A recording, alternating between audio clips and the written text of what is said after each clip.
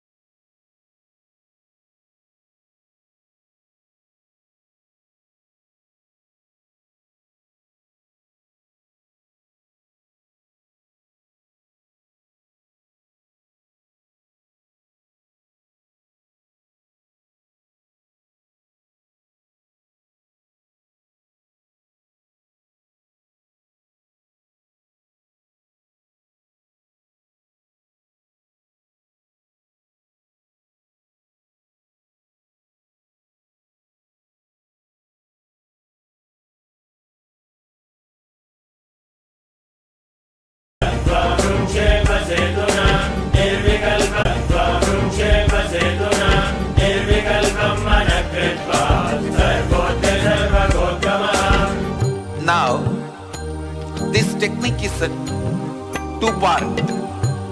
First part, with your open eyes, start visualizing the center of your forehead, means where I have the kumkum, the red dot.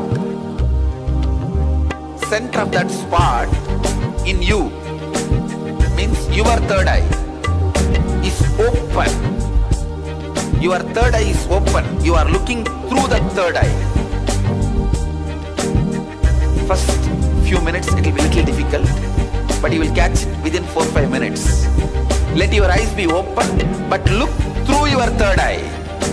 Second step, close your eyes.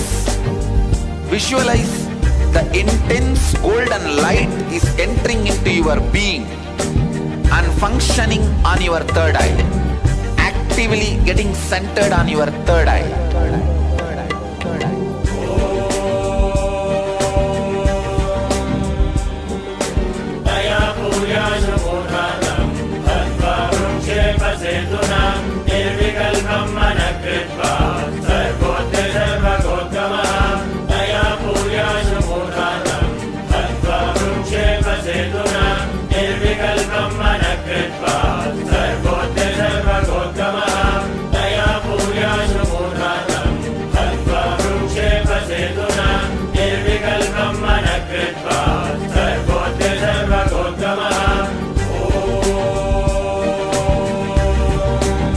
Please understand, the first step is visualizing. You are looking through your third eye and look through your third eye to my third eye. Second step, close your eyes and visualize intense light. Golden light is entering into your body from above, the sky, entering into your head and getting centered, functioning, active on your third eye. Now, close your eyes. Visualize the heavy white light, golden light is landing on your head from the cosmos and getting activated and centered on your third eye. Close your eyes and visualize the energy entering through your head and getting activated and centered on your third eye. Look through your third eye to my third eye. Shake. This technique which I initiated you now, you can practice this every day. This is the first step to awaken your third eye. Practice this every day, at least for next 21 days. You will experience awakening of the third eye and Kundalini Shakti in the third eye.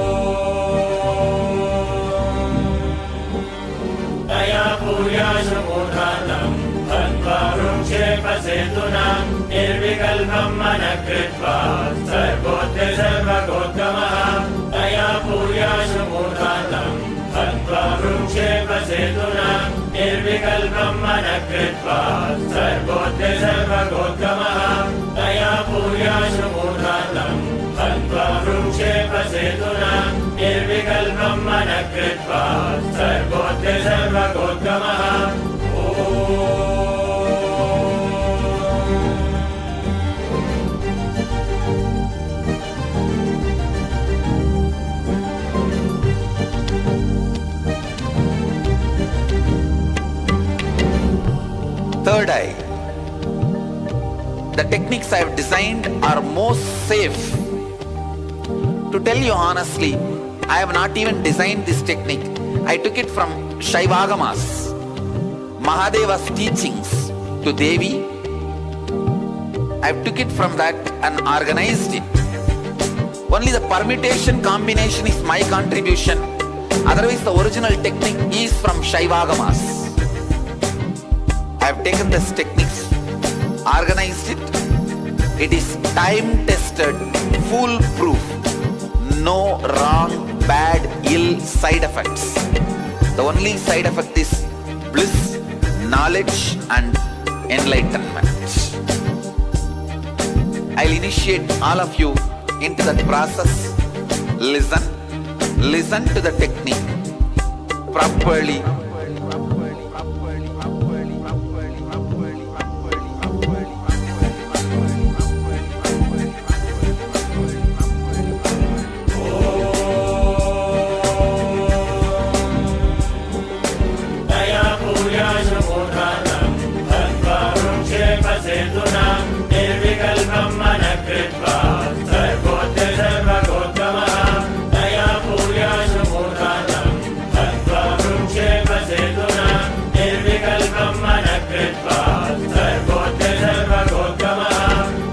Now, this technique is a two-part. First part, with your open eyes, start visualizing the center of your forehead, means where I have the kumkum, the red dot. Center of that spot in you, means your third eye is open. Your third eye is open. You are looking through that third eye. First few minutes it will be a little difficult, but you will catch it within 4-5 minutes. Let your eyes be open, but look through your third eye. Second step, close your eyes. Visualize the intense golden light is entering into your being and functioning on your third eye. Actively getting centered on your third eye.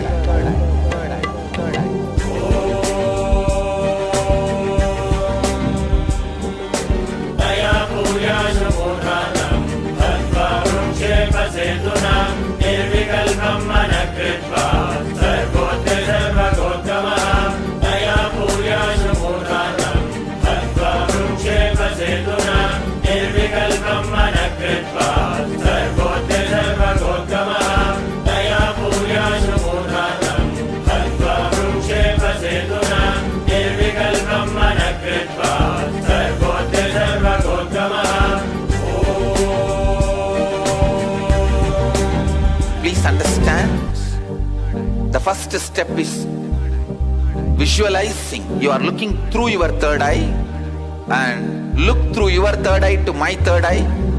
Second step, close your eyes and visualize intense light. Golden light is entering into your body from above, the sky, entering into your head and getting centered, functioning, active on your third eye. Now, close your eyes. Visualize the heavy white light, golden light is landing on your head from the cosmos and getting activated and centered on your third eye. Close your eyes and visualize the energy entering through your head and getting activated and centered on your third eye. Look through your third eye to my third eye. Shake. This technique which I initiated you now, you can practice this every day. This is the first step to awaken your third eye. Practice this every day, at least for next 21 days. You will experience awakening of the third eye and Kundalini Shakti in the third eye.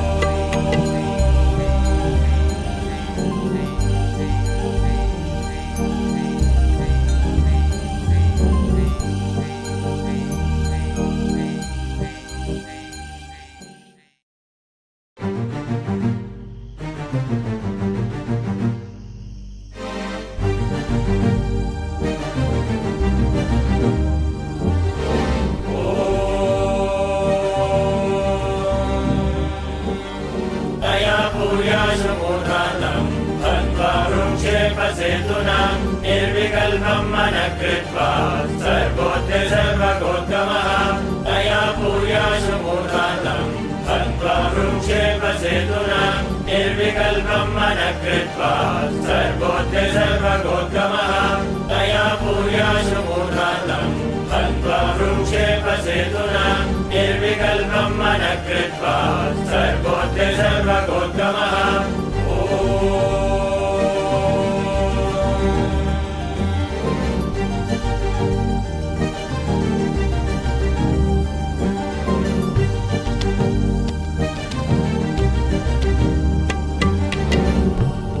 third eye.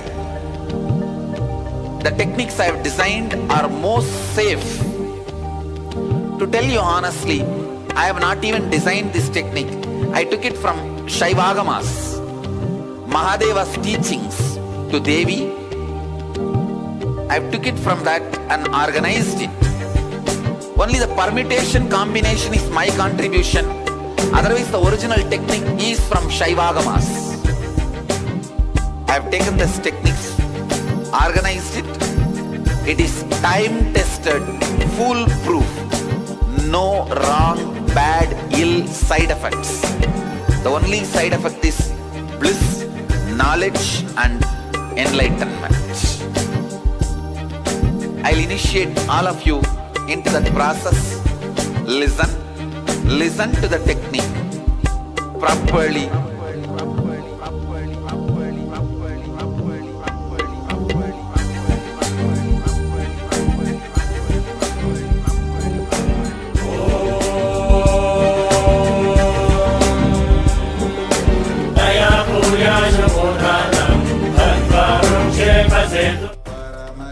Paramashivoham Om Nityananda Paramashivoham Om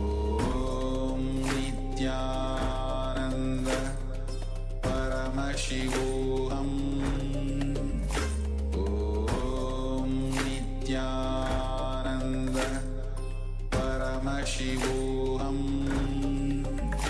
Om Nityananda Paramashivoham Om Nityananda Paramashivoham Om Nityananda Paramashivoham Om Nityananda Paramashivoham Om Nityananda Paramashivoham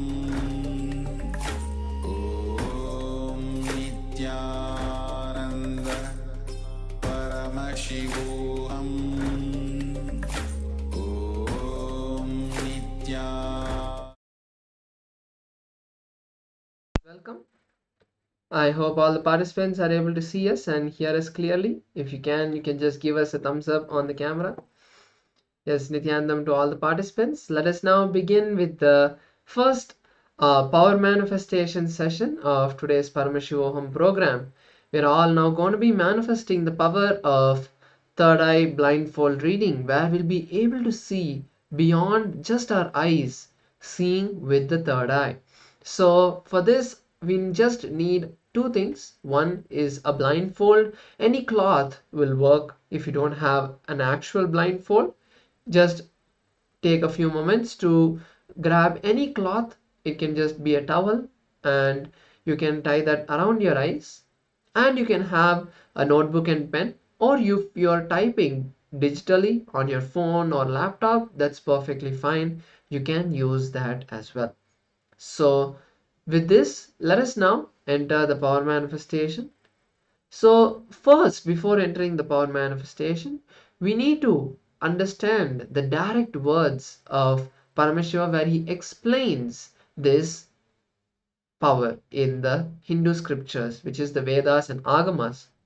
It is most important that we manifest these powers from the most authentic source, which is the direct words of Paramashiva himself, where in the Vedas and Agamas, Paramashiva has revealed the signs to manifest these powers. So let us now listen to the Sanskrit verse where Paramashiva himself gives us the technique to manifest the power of third eye reading, and then go into the power manifestation itself. So the Shastra Pramana, which is the scriptural reference, is from the Vijnana Bhairava Tantra, a very powerful scripture where Paramashiva reveals 112 different techniques to manifest various powers and powerful cognitions. So from that, the 34th verse is where Paramashiva reveals the signs about the power of third eye. So let us now listen to the Sanskrit verse and then I'll be giving you the translation. Kapalantarmanonyasya tishtanmilitalochanaha kramena manasodadyat lakshayet lakshamuttamam. The meaning goes as, by fixing your mind on the inner space within the crown center, sitting stably without any movement, having the eyes closed in succession.